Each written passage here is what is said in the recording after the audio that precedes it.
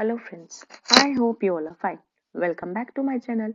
इस वीडियो में हम पार्ट 2 कवर करेंगे हिंदू लॉ का, that is Hindu succession act.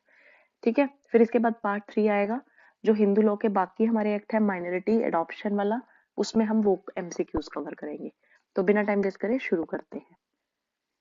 देखो, एमसीक्यूज पे जाने से पहले मैं इसमें दो एक टर्म्स बताना चाहूंगी, जैसे कि है पहला जॉइंट हिंदू फैमिली। ये क्या है? वो फैमिली, क्योंकि हिंदू सक्सेशन एक्ट जो है हमारा इन्हीं चीजों से, इन्हीं कंसेप्ट से डील करता है। तो जॉइंट हिंदू फैमिली मतलब वो फैमिली जो ओरिजिनेट करती है एक कॉमन मेल एंसेस्टर से, चाहे वो अलाइव हो या फिर हो डेड। ओके, बस मेन पर्पस क्या है, उसके बाद कोई भी पार्टीशन फैमिली में ना हुआ हो, that is consider to be joint Hindu family. एक टर्म हमें देखने को मिलेगी को पार्सनरी। मैं डिटेल में नहीं बता रही, मैं सिर्फ ब्रीफ बता रही हूँ। को पार्सनरी, यहाँ पे क्या होते हैं, सारे मेल मेंबर्स, चाहे वो बोर्न हो या एडॉप्टेड हो, पर कितनी डिग्री तक? Up till 4 degrees. और कहाँ से स्टार्ट होंगे? फ्रॉम द लास्ट अलाइव, जो लास्ट लाइव मेल होल्डर था जॉइंट प्रॉपर्टी का, वहां से 4 डिग्री तक सारे मेल मेंबर्स जो हैं वो को पार्टनर्स कहलाते हैं। और इसमें इन को पार्टनर्स की डॉटर भी इंक्लूड करी जाती है। ठीक है, तो ये हो गया हमारा को पार्टनरी। अब आ जाओ हमारे फर्स्ट क्वेश्चन पे। पहला क्वेश्चन है, one person is said to be an agnate of another. ये जो टर्म है एग्नेट, ये हमें कहाँ देखने को मिलेगी? हिंदू सक्सेशन एक्ट के सेक्शन 3A में। मैंने पहले भी बताया था, कोई डेफिनेशन नहीं मिले तो हमें उस एक्ट के डेफिनेशन क्लॉज में सबसे पहले वो चीज देखनी चाहिए। अब मैंने बोला एक पर्सन जो है एग्नेट कहलाएगा, कब कहलाएगा? अगर वो दोनों रिलेटेड है, चाहे वो ब्लड से रिलेटेड हो, एडॉप्शन से हो, बट वो होली थ्रू मेल्स होने चाहिए। किसके लिए? एग्नेट के पर्पज के लिए। बट अगर वो होली थ्रू मेल्स नहीं है तो हम उनको क्या बोलेंगे? हम उनको बोलेंगे कोग्नेट। और कहाँ दे रखा है? सेक्शन 3 के C में। ओके, अगले पे आ जाओ। Person who dies without making a will. अगर विल है, वसीयत है, तो उसमें तो मैंने नाम लिख ही रखा है कि मेरे को मेरी प्रॉपर्टी किसको देनी है। बट अगर कोई विल है ही नहीं, हम उसको क्या कहते हैं? इंटेस्टेट। ठीक है, तो इसमें ये कहाँ डिफाइंड है हमारे हिंदू सक्सेशन एक्ट में? इंटेस्टेट सक्सेशन में क्या है कि हम वहां पे कोई नाम नहीं लिखते होते, क्योंकि हमने कोई विल नहीं बनाई हुई, दैट इज टेस्टामेंट्री सक्सेशन। इंटेस्टेट में क्या है? प्रॉपर्टी डिवॉल्व होती है हेयर्स के बीच में, जो भी रूल्स दे रखे हैं उसके अकॉर्डिंगली। ओके, तो अब ये इंटेस्टेट हमें कहाँ डिफाइन है? सेक्शन 3G में। ठीक है, आगे आ जाओ। को पार्सनल प्रॉपर्टी कौन सी होती है? अभी मैंने स्टार्टिंग में बताया था, क्या ये ज्वाइंट फैमिली प्रॉपर्टी होती है। सेल्फ एक्वायर्ड, जो मैंने खुद अपने पैसों से एक्वायर करी है। सेपरेट प्रॉपर्टी, मेरी खुद की सेपरेट जो मुझे मिली हो, चाहे कहीं से मिली हो, ज्वाइंट फैमिली प्रॉपर्टी मानी जाती है हमारी को personally property. Okay, Hindu succession act amendment 2005 वाला बोल रहा है, कन्फर करता है हिंदू वुमेन पे क्या क्या पावर देता है। अब अमेंडमेंट जो है वो कन्फर करता है, उसके पास पार्टीशन का भी राइट है, ओनरशिप का राइट है, क्योंकि उसको को पार्टनर माना जाता है, और सारे राइट्स मिलते हैं जैसे एक सन को मिलते हैं। सेक्शन 6 में भी इसका अमेंडमेंट हुआ था। Right of residence and partition parental में भी मिलता है, मैरिज के बाद भी। तो आंसर होएगा ऑल ऑफ द अबव। बहुत सारे राइट्स एक्वायर हुए थे एक हिंदू विमेन को आफ्टर द अमेंडमेंट।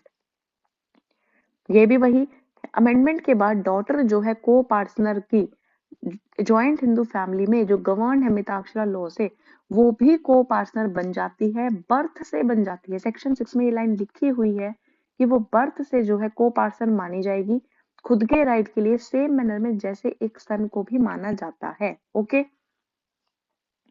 अगले पे आ जाओ। General rules of succession of a Hindu male dying intestate, मतलब कोई विल नहीं बनाई हुई तो जो भी प्रॉपर्टी डिवॉल्व होगी उसके रूल्स हमें कहाँ दे रखे हैं? हिंदू मेल का बोला है, तो सेक्शन नंबर 8 में। ओके, अगले पे आ जाओ। जब एक हिंदू इनहेरिट करता है प्रॉपर्टी अपने फादर से, सेक्शन 8 में, तो वो प्रॉपर्टी कैसे लेता है? अगर फादर से उसको प्रॉपर्टी मिल गई सन को, तो अब तो ये उसकी सेपरेट प्रॉपर्टी कहलाएगी। अब वो ज्वाइंट फैमिली प्रॉपर्टी थोड़ी ना है, क्योंकि अब उसको फादर से वो प्रॉपर्टी इनहेरिट हो चुकी है, तो वो उसकी अपनी खुद की प्रॉपर्टी हो गई। Okay, which is not a class 1 heir under Hindu succession act. अब ये हमें कहाँ दे रखी है, इस एक्ट के खत्म होने के बाद हमें टेबल दे रखी है और उसमें हम देखेंगे क्लास 1 हेयर में कौन नहीं है, फादर ऑप्शन में नहीं है। ओके, अगले पे आ जाओ। सेक्शन 8 में जो है हमें करेक्ट ऑर्डर बताना है। जब हम सेक्शन 8 पढ़ेंगे हमें पता लगेगा पहले नंबर पे क्लास 1 हेयर्स में डिस्ट्रीब्यूट होएगी, जो कि हमें इस एक्ट के पीछे टेबल दे रखी है। मतलब कल को अगर मेल प्रॉपर्टी वाली डिवॉल्व होएगी तो पहले क्लास 1 हेयर्स पास जाएगी, ये स्पेलिंग गलत है यहाँ पे, फिर क्लास 2 हेयर्स पास, फिर एग्नेट्स के पास जाएगी और फिर कॉग्नेट्स के पास वो प्रॉपर्टी डिवॉल्व होगी। तो आंसर हो गया D. Okay, under the Hindu succession act कौन सा क्लास 1 हेयर नहीं है, ये रिपीट हो गया आई गेस, हाँ रिपीट हो गया, आंसर है फादर। अगले पे आ जाओ, ये थोड़ा सा इलस्ट्रेशन जैसा क्वेश्चन है। ए इज अ हिंदू मेल, देखो अब इसके लिए जरूरी है कि हमें सेक्शन 8 का क्लियर होना जरूरी है, सेक्शन 10 का, क्योंकि वहीं पे हमें रूल से रखे कैसे प्रॉपर्टी डिवॉल्व होती है। ठीक है, बट इसका एग्जाम्पल देखते हैं। ए एक हिंदू मेल है, हम इसकी टेबल बनाते रहेंगे। ठीक है, ये हिंदू मेल, ही डाइज इंटेस्टेट, मतलब ये मर गया, कोई विल नहीं थी, तो डाइज इंटेस्टेट। तो इन रूल्स के अकॉर्डिंग सेक्शन 8 और 10 के अकॉर्डिंग प्रॉपर्टी डिवॉल्व होती है। लिविंग अ सन बी, इसके पास इसके बाद कौन था, इसका बेटा B. Two grandsons M and N, ठीक है, दो ग्रैंडसन्स है एम और एन, पर किसके हैं, डिसीज्ड सन सी, इसका एक बेटा था सी जो मर चुका है, डिसीज मतलब मर चुका है, उसके बच्चे हैं एम और एन। देखो दोबारा देखते हैं, ए एक हिंदू मेल है, टेबल बनाते रहो, ही डाइज इंटेस्टेट, वो मर गया, लिविंग अ सन बी, उसका सन है बी, दो ग्रैंडसन्स है एम और एन, पर किसके हैं, ऑफ डिसीज्ड सन सी, सी जो मर चुका है, हम इसको स्क्वायर कर देते हैं, उसके ग्रैंडसन्स हैं किसके, ए के एम और N. Okay, three great grandsons है X Y Z, three great grandsons मतलब ये हो गए ग्रैंडसन्स, इनके भी बच्चे, बट इसके हैं नहीं, देखते हैं आगे। Three great grandsons X Y Z, किसके, डिसीज्ड ग्रैंडसन है पी। ठीक है, ये तो समझ आ गया कि ये किसका ग्रैंडसन है पी जो मर चुका है, और उसके आगे बच्चे हैं एक्स वाई और जेड। ठीक है, बट किसके, डिसीज्ड सन डी के, तो मतलब इसके तीन बच्चे बी सी और डी, जिसमें से डी भी मर गया सी भी मर गया।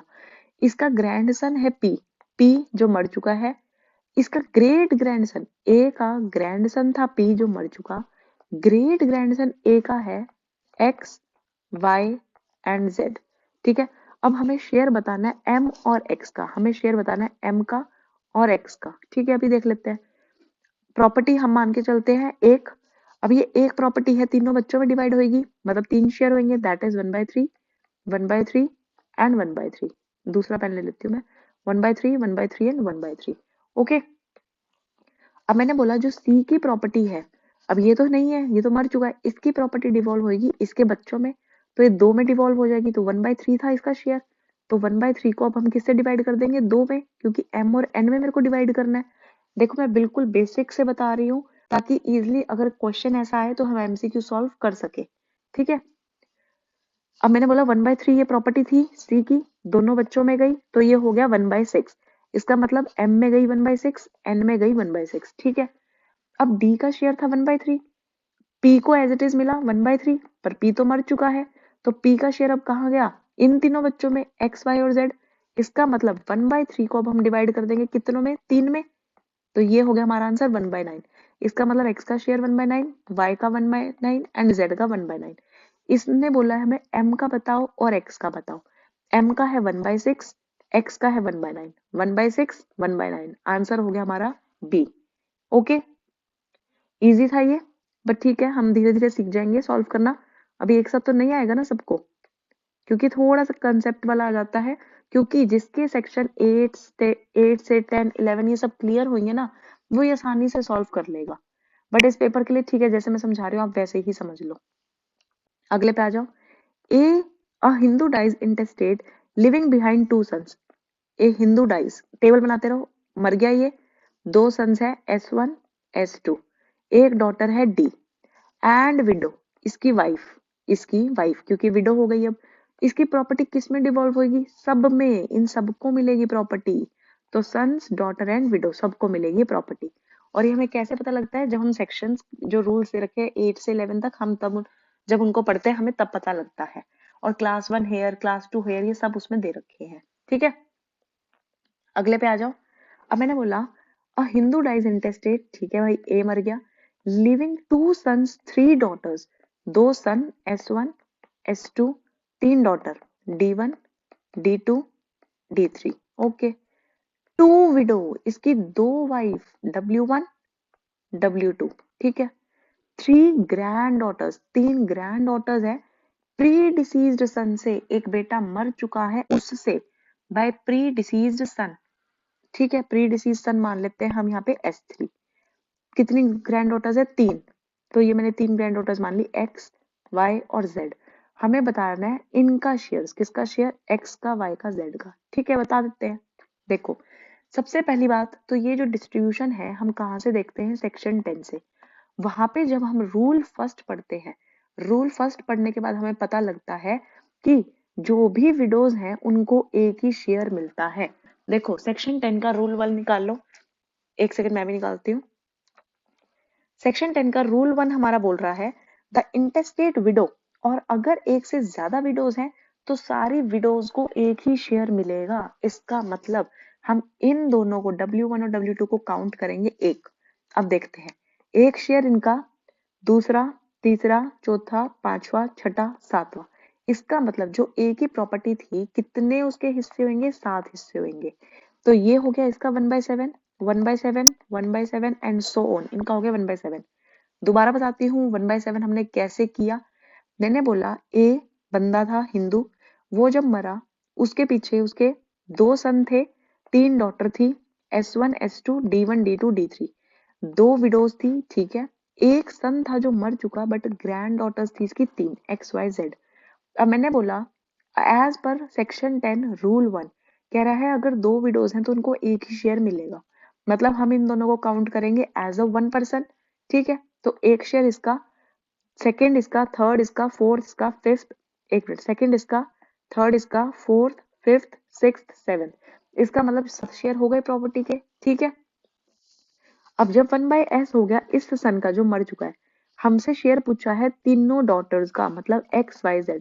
तो 1/7 को हम किससे डिवाइड कर देंगे? 3 से। तो ये हो गया 1/21। इसका मतलब x का 1/21, y का 1/21, z का भी 1/21। तो तीनों का हो गया 1/21 ईच। ओके, अगले पे आ जाओ। रूल 2 जो है सेक्शन 10 का, वो हमारा कौन सा रूल बताता है? पर कैपिटा का रूल। पर कैपिटा रूल क्या होता है? सपोज ए है तो ये सन, ये डॉटर, ये विडो, सन डॉटर विडो, ये होता है पर कैपिटा, कि सबको इस रेंज में मिल रहा है। और जब इनकी पीढ़ी को मिलेगा, इस सन की पीढ़ी को मिलेगा, that is considered to be per stirpes. और जो कि हमें कौन से रूल में दे रखा है? Rule number 3 section 10। ठीक है, अगले पे आ जाओ। Under section 14 of Hindu succession, any property possessed by a female Hindu, चाहे उसने खुद एक्वायर करी हो कमेंसमेंट से पहले या कमेंसमेंट के बाद, वो उसकी फुल ओनर मानी जाती है। ओके, और ये प्रॉपर्टी कौन सी बात कर रहे हैं सेक्शन 14 में? दोनों प्रॉपर्टी, चाहे मूवेबल हो चाहे वो इमूवेबल हो। ठीक है, अगले पे आ जाओ। प्रॉपर्टी जो है हिंदू विमेन, अगर वो इंटेस्टेट मर जाती है, वो किस पे डिवॉल्व होएगी?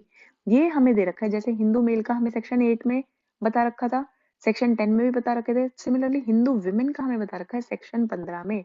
और जो बोल रहा है सबसे पहले जो डिवॉल्व होगी property, son daughter and husband में। ओके, अगले पे आ जाओ। अ हिंदू डाइज इंटेस्टेट, ठीक है, एक सन था, 2 डॉटर थी, son daughter, his property was partition, क्या each one of the successor, तो ये हिंदू, ये 3 बच्चे इसके, ये जो सक्सेसर्स हैं ये तीनों, entitle to alienate his share without the consent, तो क्या ये अपना शेयर विदाउट द कंसेंट इसके बेच सकता है? इसका मतलब क्या सन डॉटर 1 और डॉटर 2 के कंसेंट के बिना भी अपना शेयर दे सकता है? आंसर इज यस, उसमें तो कोई दिक्कत ही नहीं है। क्यों नहीं है दिक्कत? क्योंकि जब ये प्रॉपर्टी एस पे, D1 पे, D2 पे डिवॉल्व हो चुकी है, अब ये इनकी कौन सी प्रॉपर्टी मानी जाएगी? सेपरेट प्रॉपर्टी, और जो इनका मन करे वो इस प्रॉपर्टी साथ कर सकते हैं। ठीक है, अगले पे आ जाओ। If an intestate has left no heir qualified to succeed to his or her property, अगर सपोज इंटरस्टेट के पास कोई हेयर बचा ही नहीं जो उसकी प्रॉपर्टी को सक्सीड करे, तो वो प्रॉपर्टी कहाँ डिवॉल्व हो जाएगी? ये हमें पता है कहाँ, सेक्शन 29 जब हम पढ़ते हैं हमें पता लगता है वो प्रॉपर्टी चली जाएगी स्टेट गवर्नमेंट के पास। ठीक है, तो इस वीडियो में इतने ही क्वेश्चंस हैं। नेक्स्ट वीडियो में हिंदू माइनॉरिटी वाले क्वेश्चंस और Hindu adoption and maintenance act के क्वेश्चंस रह जाएंगे हिंदू लॉ से, उनको भी कवर करेंगे। तो मिलते हैं अपनी नेक्स्ट वीडियो में। Thank you for watching.